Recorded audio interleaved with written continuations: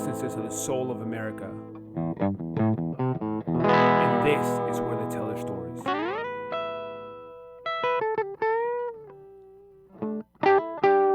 Brought to you by Proven.com. And we are live here at Small Business War Stories, episode 004. And I am here in New York, with Dean Ginsberg. How you doing, Dean? Doing well. All right, and we're having some delicious ice water. Cheers. Yes. Amazing. And we have a beautiful view of the Hudson River here. It's amazing. Yeah, I lucked out on the view. Absolutely. So first of all, and I didn't tell you I was going to do this, but I have to know the story. You have the most amazing name I've ever heard. There's got to be some kind of tie to the Beat Generation here with On the Road and Allen Ginsberg and Howell and Dean as a main character in On the Road. So is there a tie, or it cannot possibly just be a coincidence? My dad's name is Allen Ginsberg, but he's not the Allen Ginsberg. Oh wow, version. Yeah, that is amazing. He's probably, like, in terms of an actual human being, the opposite of the famous Allen Ginsberg. Got it. But just holds the name. That is amazing. Is it spelled the same way? No, it's different. Okay, yeah. Got it. Okay, cool. Well, now that we got that out of the way, we can talk. We can talk today about what we're going to dig into. A lot of things that you do. You're a really multifaceted person that does a lot of really interesting things.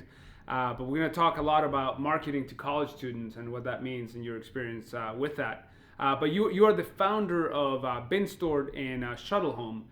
So maybe for the benefit of our audience, can you share a little bit about what those companies do and how you came about founding them?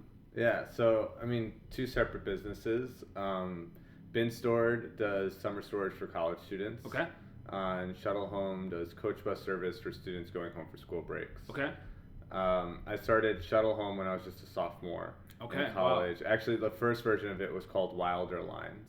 Wilder Lines? Yeah, Wilder Lines. Wow, kind of like Van Wilder? Or yeah, what was like, literally, it was like me and my partner at the time just couldn't think of a name, and we just had to go. And the main building in Oberlin College, which is where I went, is Wilder, Maine. And so we were like, Wilder Lines, fine. Okay, so that's probably a good. Did that name catch on? Did it work? I mean, it worked. Like, yeah, we're still in business. Yeah, there you go. So I always hated it. Really? Yeah, okay, that's the first lesson in marketing to college students. You can get away with names like Wilder Lines, and it works. Yeah. Actually, our first marketing campaign was a bunch of posters around campus, like with memes that I printed off the internet. Wow. And it was like the title was actually expletive: F planes take the bus. You can curse in the show. What did it say? It said, "Fuck planes, take the bus." There you go. Yeah. Fuck planes, take the bus. So we're already, before we even touch on marketing to college students, we're getting a crash course on what it means to market to this audience. You're getting a crash course on what it means when you start a business when you're 19 years old. There you go. That's fair enough. Awesome. So what inspired you to start? I mean, not most people when they're sophomore in college don't want to go start companies or don't have. I certainly didn't. I was busy finding out how much cheap beer I could keep down. Yeah. So what inspired you to start this? I mean, actually, this wasn't my first business. So when I was in high school, I grew up in New York City. Okay. And in New York, there's no house parties. There's nowhere to really party. Yeah. The kids, when you're 16, 17, you're too young to go to a bar. Yeah. So I wasn't the only one who did this, but I would rent a loft on Craigslist, I'd get a bouncer, DJ, and then like a ton of drinks. And we'd throw like illegal underground underage parties. Yeah. Got it. Okay. And I'm not sure. We might need to bleep that off the. Well, so the crazy story is that got really big, like bigger than I could really control it. And at some point, I ended up running out of lofts in the city to go to. Jesus. And I then started Good Karma, which was we would split half the money would go to me, half the money would go to charity. And I was able to sort of change the wording around it, and it became, I mean, we raised tens of thousands of dollars for nonprofits. Wow. But the parties were super illegal. So this is like the Tom's shoes for underage drinking. the Tom's, yeah, exactly. Wow. It was buy one, give one. That is amazing. So yeah, I mean, I that's how I got the bug. Okay. I had a taste for it, and just long story short, that very much so blew up in my face by my senior year. But I bet. Yeah. What was it? The police, the school authorities? The school. Yeah, I got in trouble with the school. Yeah. There's a whole story there, but yeah, Alan got called in and he wasn't too happy. Yeah, Alan was pretty furious. Yeah. Yeah. It wasn't writing poetry about it. Or maybe it was a very special kind of poetry. Yeah. So yeah, I had the itch, and then when I got to college, I actually was just like, I want to start a business. I don't know what it is. Okay. So me and my friend would just every Tuesday night hang out and just brainstorm business ideas until we found one that stuck. Wow, that's amazing. It took me a lot longer than that to even have the gumption to try to start something. That's awesome. Okay. And why that? Why? Well, I mean, Oberlin College has, it's like 85% of students are from out of state. Okay. A large percentage of those students are from New York. Okay. We were just going off of, we have a bunch of friends from New York. Okay.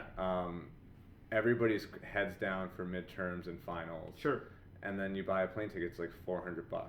So then you have to take a cab. Like, there's no real transportation to the airport. That's not cheap, even if you're not a college student. Yeah, it made no sense to us that everybody was separately paying a lot of money to separately go from one place to the other place all at the same time. So we're like, how can we bring everybody together to get home? Yeah. How can we make it fun?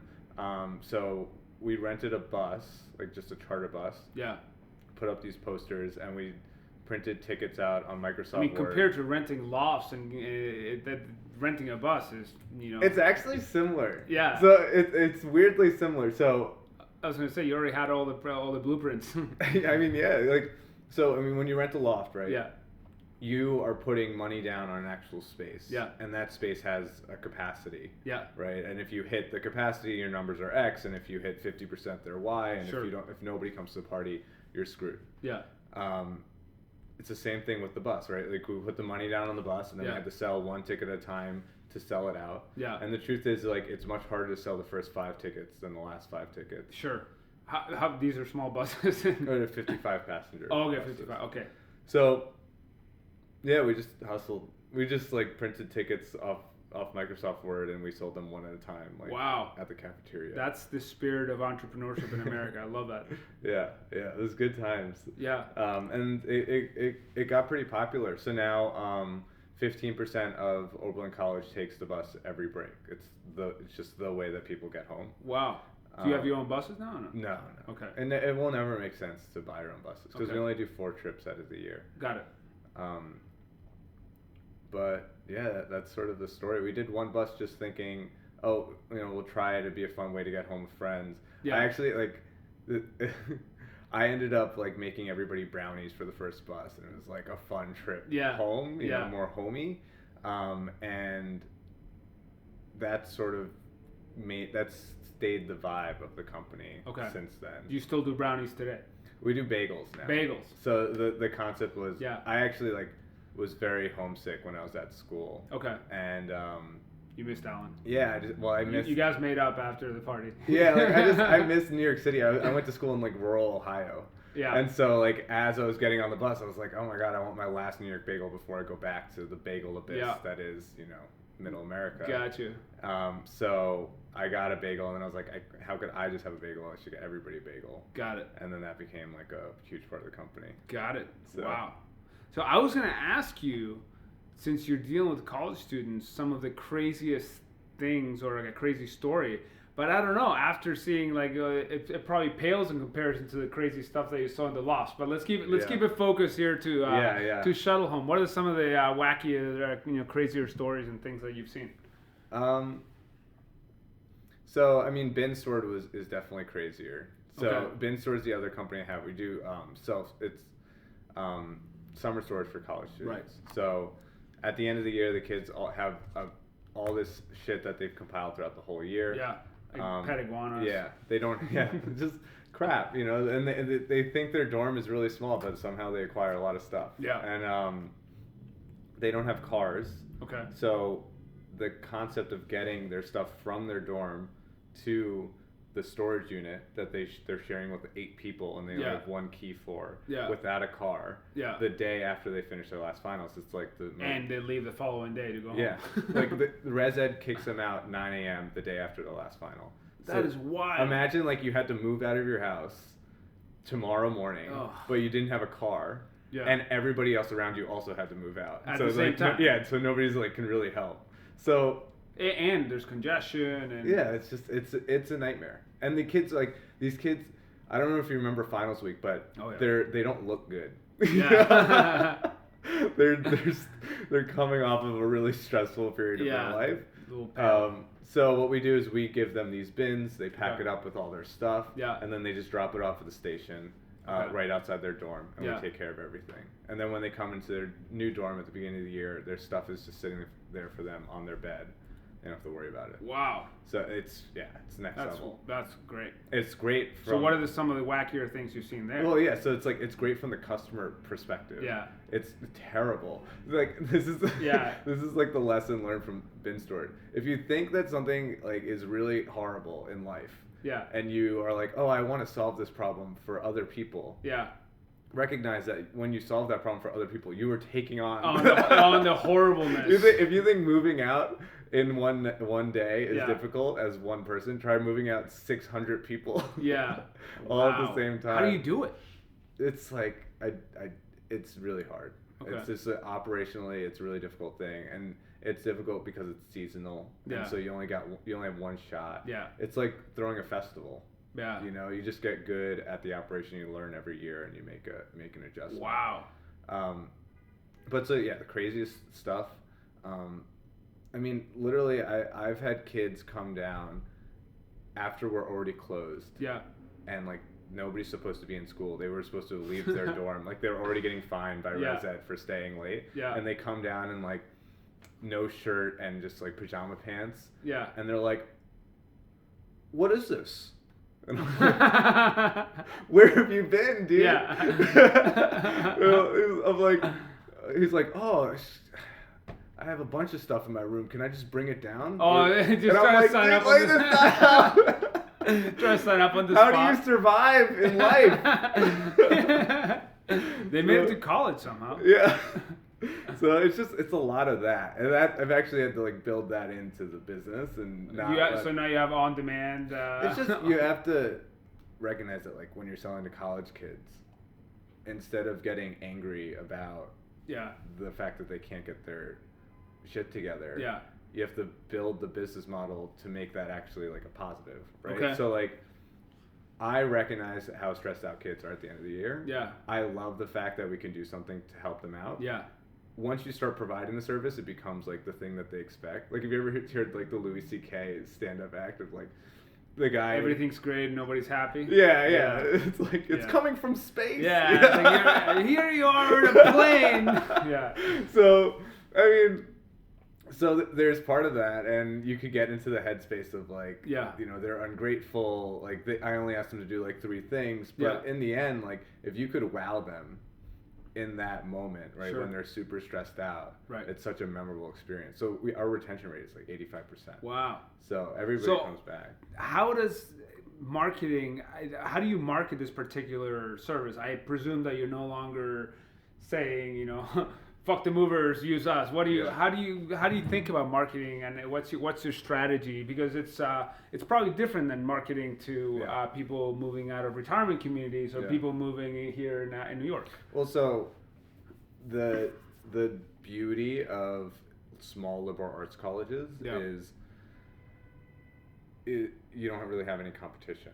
Okay. So like this service that I'm providing, there is no movers, right? Like there was nobody doing this before. Okay. The reason why I started it was because I was one of the only kids who had a car on campus. Okay. And so at the end of the year, the amount of phone calls I would get from my friends being like, how do I I can't physically get my stuff from point A to point B. Yeah. And I'm like, I'm studying, I can't do this. Yeah. So it was, the marketing has always been linked with the fact that it's a very needed service. Okay. Right. So product and marketing has always been very clearly linked. Yep. And then it's about the fact that we're local, that we're community focused. Okay. And that we give like a Web 2.0 style experience. So like if you were to hire a mover, you have to call some dude named Joe, who only works from noon to 2 and takes a lunch break. Right. You know, and the experience that kids are more and more are having and more used to. Right. Like these kids are moving from New York City where they can get an Uber with a swipe of their finger, and they can order their Chinese food, and then they have to figure out their storage for the first time in their life. Yeah. And they've never even interacted with. So how is it different than marketing to other folks? Maybe you think it's a lot of the experience of the product you think is important, and maybe let me frame it a different way. Yeah. What's something that a marketing tactic or strategy that worked really well for college students that you're pretty sure wouldn't really work for other segments, for other people? Yeah. So I mean, there's like 3 key things with college kids. One, they're in this in-between space where they think they're adults, but they also understand that they need hand-holding throughout a whole process. Okay. So they have very short attention spans, and they're very sheepish. Like, if something is cool, everybody does it. Yeah. And if something isn't cool, nobody does it. And the word just like spreads like wildfire. Okay. So the benefits of that are, if you can, because it's so concentrated, if you understand the right messaging. Yeah. Let's talk about that. What is the right messaging? So like with bin stored, it was, our posters all said should have been stored, and it was a picture of a Volkswagen that was just like crammed to the top with stuff cluttered everywhere. Should have been stored. Yeah, should have been stored, and like, you know, like double entendre. Yeah. And then that was one type of ad, and then another type of ad was just very simply like, step 1, pick up your bin. Step 2, fill it up with your stuff. Step 3, drop it off at the station. Right. Step 4, go enjoy your summer. Right? Like very simple, image focused, one line to represent the whole process. Okay. And then in terms of pricing, being super transparent. This is a lesson hard learned. Yeah. Being very transparent about what the price is. Okay. So no like fancy taking a $30 thing over, you know, if it cost $50 for 5 months. Okay. If you say that it costs $10 a month, but you charge only in increments of $50, it's like not gonna fly. Interesting. So you have to keep the pricing really simple, and it's just transparency. Okay. And then it's all about referral and retention. So like if you have a product that really works, and you're willing to put up the time and energy and just groundwork that it takes to get that threshold of kids to make it the cool thing for that first year, then you just got to kill it in the execution. Okay. And then you have to understand your retention marketing. Yeah. And then you're set for life, like forever, right? Yeah. So tell me more about the retention marketing. What are you doing that from? It's more focused on email. So the key is to get the parents' email. Yeah. Oh, okay. Yeah. So a couple, like certain little things, right? Like if somebody buys something, the billing address is usually their home address. So if you do like direct mail, you get to their parents. Got it. If somebody signs up for something, you can just ask, especially if it's a very needed product, and it's very like time sensitive. Mm-hmm. You can ask for a phone number, email. You know, you can ask for more information. So the key is to get interesting. That makes sense. Like, because I'm not selling an app, right? Like if I was selling an app and I asked them for their phone number, there'd be a blocking point. Right.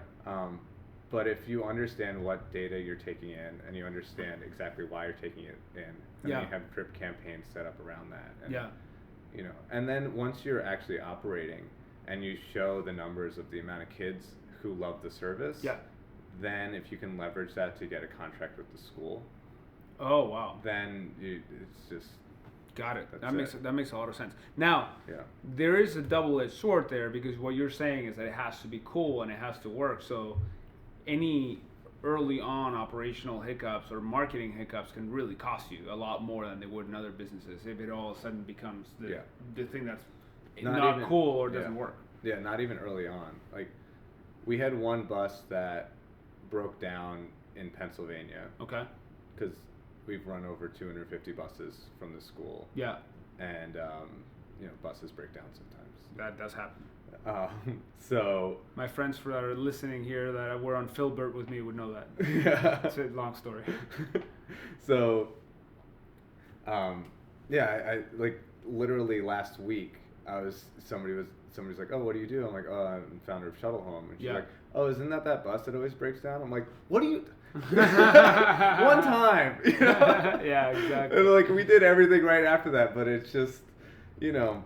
Yeah, it's forever sensitive, and kids just talk a lot, and they've never actually had a real job. Right? Yeah. They've never actually done anything, right. So it's very easy to judge from the outside. Yeah. And also, like, the risk, it's a very small community, so the risk of other people, like, counting money that they don't know how to count, you know what I mean? Yeah. Right? It's like, you think people think that I'm making so much money from this company, right. And meanwhile, like, I haven't taken $1 out in years. Right. You know, because it's just, it's so hard. Yeah, there's all the operational and the logistics behind that they don't know. There's so many costs, right. that other people can't see. Right. So tied to that, like, people think that college students, a lot of people, when considering different businesses to start, think that college students don't have any money. So it's both a compelling and an overlooked segment in some ways. It sounds to me, based on what you just said, so a lot of times, does the money for all this come from the parents directly? Yeah, I mean, so the interesting thing is, Shuttle Home does really well. Yeah. Because it is a cost saver. Okay. So yeah, it's a high ticket item, tickets. Right? We're talking about for some routes $180 round trip. Okay. Which, you know, for a kid to drop $180 on their credit card in one swoop is, for some people, a lot. No, it is something for sure. But they have to see their mom for Thanksgiving. Yeah. So it's either the $180 or it's two $60 cab rides plus a $400 plane ticket. Right. And so that they love it. Like, we asked them what's your favorite part about Shuttle Home, and everybody says the price. Okay. So yes, I mean, they still have money. Like, they still have to buy things, right? Yeah. No matter how much money they have, like, they have needs. That's why all the services are very need focused. Right. Now, if you had to start a business from scratch today, would it also address the college market because it's something that you know, or would you do something else? It's a good question. I think there's a lot of opportunity in the college market. Okay. And I think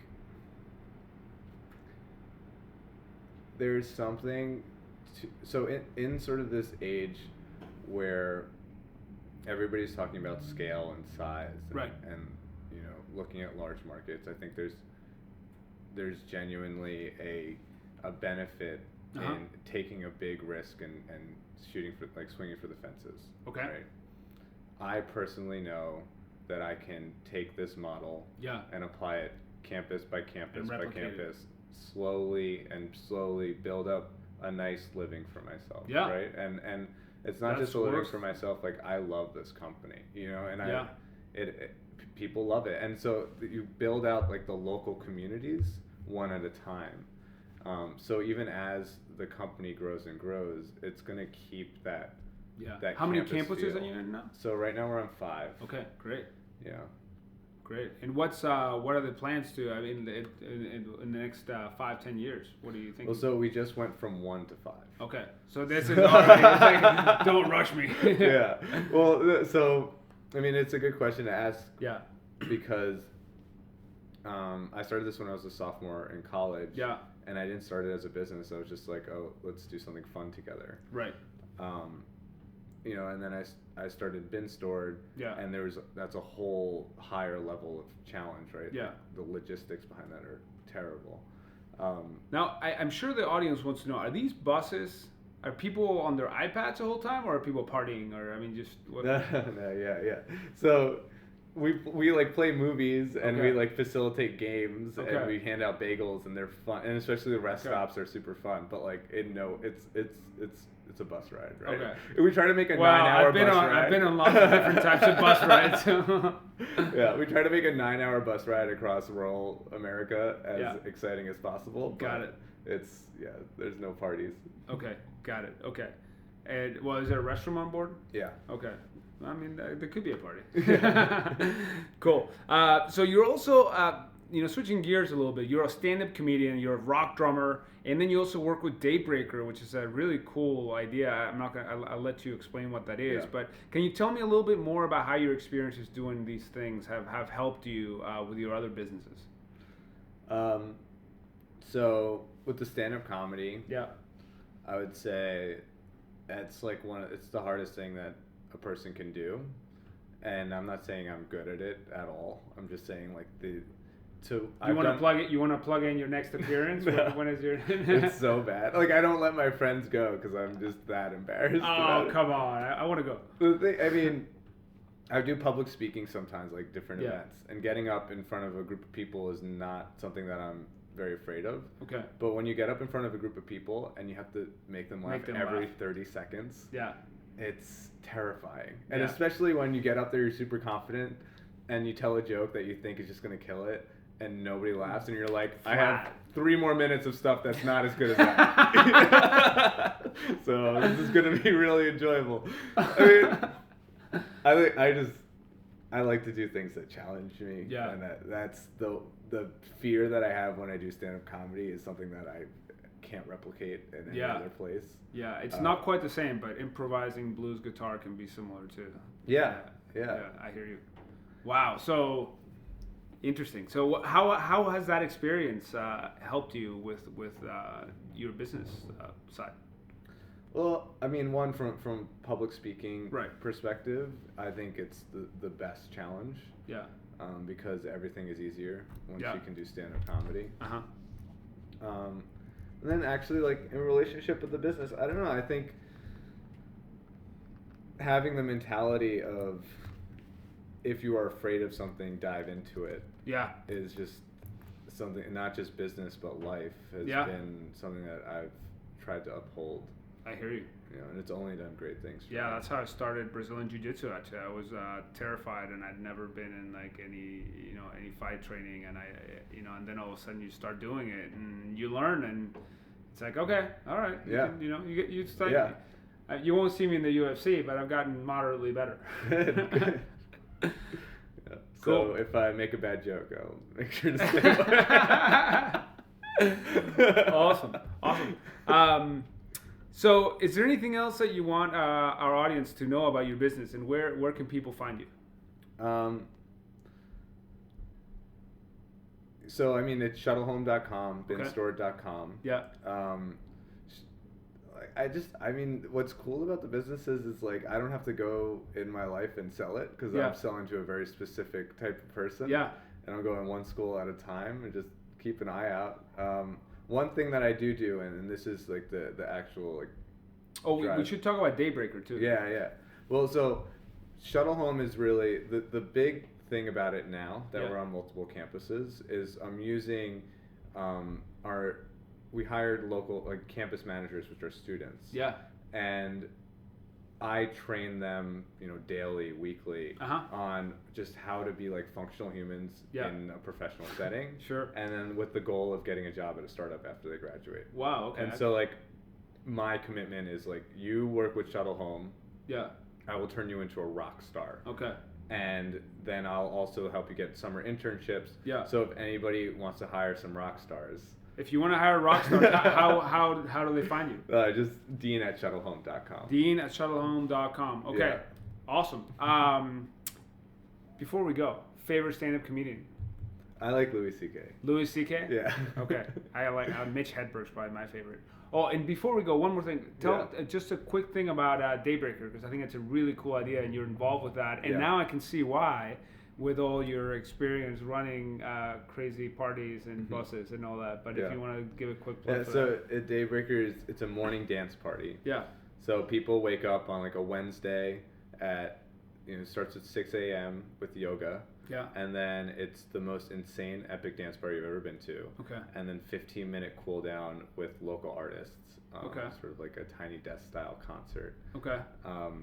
But yeah, I mean, they just did a huge party with IBM Watson, where the whole dance floor was smart and like picked up on your energy. And wow. It's grown. I mean, when I started, I think we were in 2 or 3 cities. Yeah. Now we're in 16 cities. Just launched Hong Kong, and it's just a perfect mix between health and wellness, nightlife, except now morning life. All right. And just fun activity. That sounds amazing. Yeah. And where can people find that? It's just daybreaker.com. Daybreaker.com. Okay, well, I am glad that the legendary name comes attached to a legendary human being. It was very, very nice to meet you. Hey, thank you so much. Thanks for having me. All right. Thank you for listening to Small Business War Stories. If you enjoy the show, share it with a friend or subscribe to our podcast. You can also email us suggestions. Is there a guest you think would be great here? Email us at podcast@proven.com.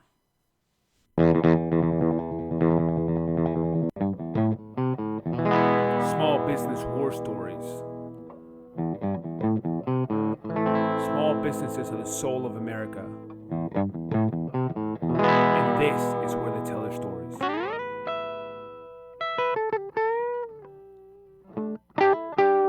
Brought to you by proven.com.